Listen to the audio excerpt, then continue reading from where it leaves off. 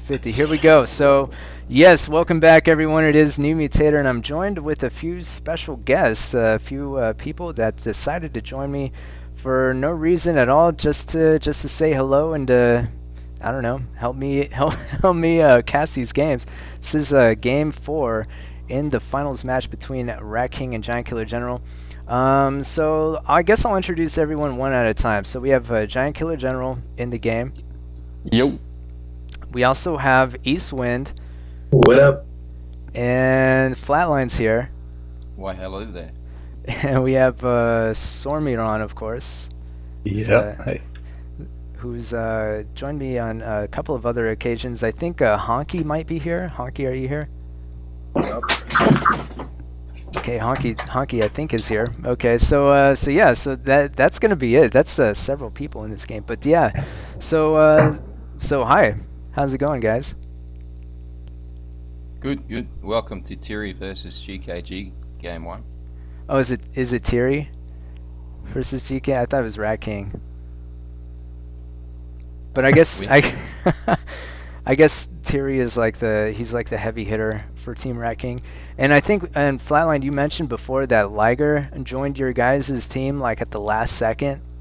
Yeah, Liger just sort of came in the game unexpectedly and said he wanted to play, so we gave him units, and then of course he went AFK about a minute in. Yeah, and if you kind of look at the players in the game, Falcon has 0% right now. Like, and there was some, you know, Zach is saying, is it 7 versus 7 or 8 versus 8? There was a little bit of confusion, I thought, at the beginning of this game. GKG, you were captaining. What were you confused at all about that? I'm very confused every time I captain, just completely lost. Well, can you tell us a little bit about your strategy for this map? Yeah, I played this in NWC 11 against Name Changers, and I did something similar. I wanted to kind of refine it a little bit. I don't even actually remember that. Yeah. Yeah. Okay. Yeah, it was like a rush, basically. I think it's a pretty rushy game type and map. So tried it against Name Changers, didn't work out. So I kind of like changed it up, and I had three throwers, each with a melee squad, flanked to either side, and then everybody else, you know, fetch and melee. Nothing else. No morts, no souls, right down the middle, just kind of trying to hold down. And basically, I'm trying to pin the opponent to their flag so that we can rush them. And I'm trying to just kind of ignore their soulless and things like that. So that's kind of the game plan. Yeah, I think if you have a look at the trades, they're quite different. Ratking's team took a couple of whites, 3 morts, and GKG's and some souls, and GKG's team took pretty just heavy melee. Yeah, I did kind of look at both teams' trades just a little bit, and did notice that yeah, there's some mortars and some whites and soulless for Ratking, whereas and that's one of the reasons why I wanted to ask GKG about his strategy, because I noticed that it was really heavy melee and just fetch, you know, no soulless, no mortars. No nonsense. Yeah, I mean, it's capture the flag. If you can pin the opponent to their flag, then you can leverage your melee advantage to just kind of slut rush it. So, Who's Captain England, by the way? That's Donsky, I believe. Okay. Yep, that's Dansky. Alright, so looking at the game right now, it looks like Thierry is holding the mid for Team Ratking. He's backed up by Donsky and Flatline.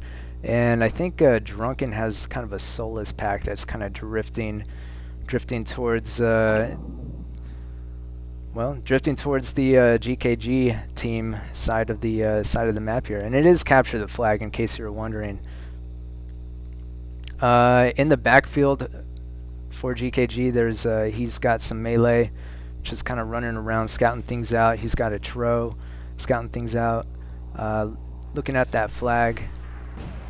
But it looks as if Ratking is going to be able to reinforce, and Liger, I guess, is going to reinforce that before he can get there.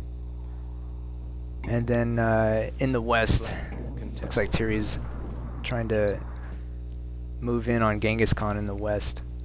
Watch this right here, because whoever is west, they don't leave a scout. Yeah. That'll be crucial kind of later on. It's foreshadowing. You mean in the east? No, in the west. I guess also in the east too, but I mean the west is where it pretty much matters. Oh, what is that? What was that? All right, so so yeah, most of the team, most of Ratking's team, it looks like is heading back to their flag. I just want to say. Here we go. Yeah, I see Kremisi is kind of moving in between there. Yeah, go ahead. Just look mid. GKG just like rushed. He just rushed. He left their flag. He's rushing mid right now. So they're about to pinch mid from two sides right now. Yeah, this was really bad when I saw this happen. Actually, seeing a pinch like that gets me pretty hard. But I just sort of thought at the time, my fetch are dead, and I'm going to try to save some crit. So you think, all right, GKG's team is about to win this game right now because they just raped.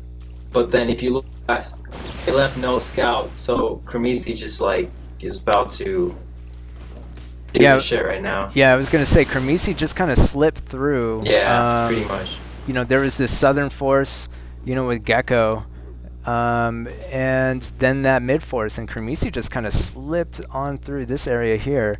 And yeah, you can see my middle pull back, and I don't know what I don't think they're really aware of what's going on. No, yeah.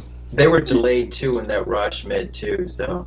You can see Kruniak there's got all his units shooting soulless while you're telling him to push. Yeah, I'm trying to rush my stuff at the flag as quickly as possible right now, and you'll notice Genghis and Gecko on there, and it kind of looks like it might be okay, might be able to contest, but then you see Gecko kind of walk off, and then you'll see his Tro twitch, me trying to control his Tro, but he's still walking off. That didn't make sense. They could have easily contested that, I'm pretty sure. Yeah, Gecko was really tired, I guess, and yeah. Yeah. Actually, that game was over a lot faster when I watched the film than it seemed in the game. Oh man, so that like Tro just walked right off the flag. Yeah, so basically Kremisi took the home flag for Team GKG. It could have been kind of a base trade, but you know, the Tro were there, and you know, there were some more units en route, you know, to take that flag, but just didn't get there in time. And the percentages, there's a wide discrepancy, maybe about 20%. Yeah, I think it was like 50 something. I think they had, and then the other team had 30. So you know,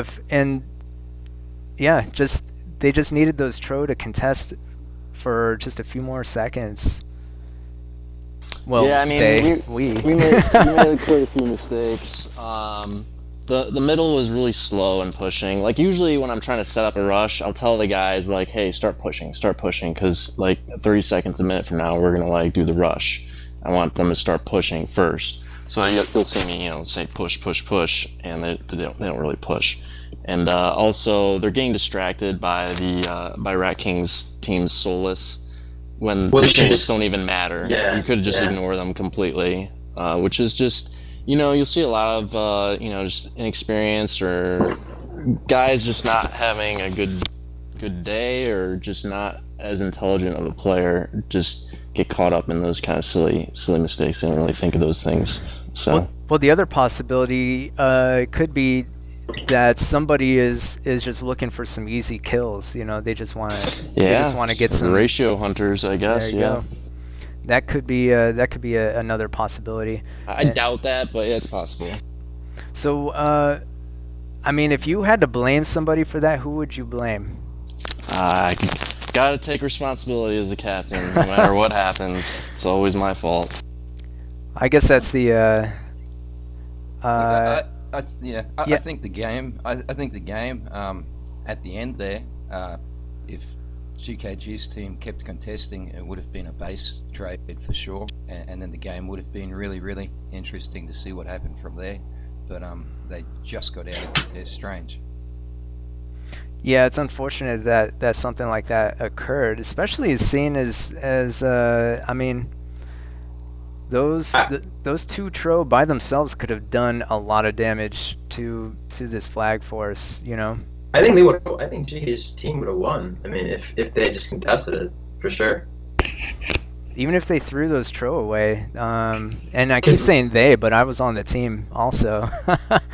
But they just had so much more melee because they had like all that somewhat percentage on for Ratking's team was also soulless too. So I think GK's team would have won that for sure. Yeah, it was soulless and some whites and stuff like that. And it would have been interesting to see if this had been a tie, because if I remember correctly, capture the flag can be tied, right? That could be a tie. Yeah, for sure. Yeah, unless Drunken or Kramisia in the game, then it's an easy win. So if it could have been a tie in a best of 7, there potentially could be a tiebreaker. So that's another thing to keep in mind. All right, interesting. Well, let's look at some of these individual players real quick. Looks like Genghis Khan for Team GKG had damage with 166. Next in line, of course, GKG himself with 126. It's going to be the most, I guess, for Team GKG. And actually, looking at the damage, they had about 50 damage on Team Ratking. Although about the same number of kills. But yeah, what were you gonna say? I was just gonna say, looking back, this kind of watching this game again, kind of refresh my memory on this. Like looking back on this game and in the match in general, I think I made a mistake in taking power units when I should have just taken my typical small middle force with the flag defense or whatever. Like I would normally do in a lot of games in Myth World Cup, but it's a different situation where I'm one of the better players, so I was trying to take on too much, and it was probably bit us in the ass in the end. So you could have probably done that with the GK having like 2 Tro, and maybe. So you think that you kind of overextended yourself, possibly? Yeah, I'm trying to do too much. I mean. Some of the players need a little more guidance than in a normal Myth World Cup match, so I probably should have taken a smaller role. Yeah. All right. Well, looking at Team Ratking, looks like Flatline had the most damage, even though he kind of got rolled in the in that middle area. 108 damage for him, which is pretty respectable. Ratking 88 damage. Thierry with 81. Between them, I think they had the most damage on their team. All right, so thanks again for joining me, everyone. It sounds like Eastwind is typing away there, but no matter. All right, so thanks for joining again, everybody, and we'll see you in Game 5.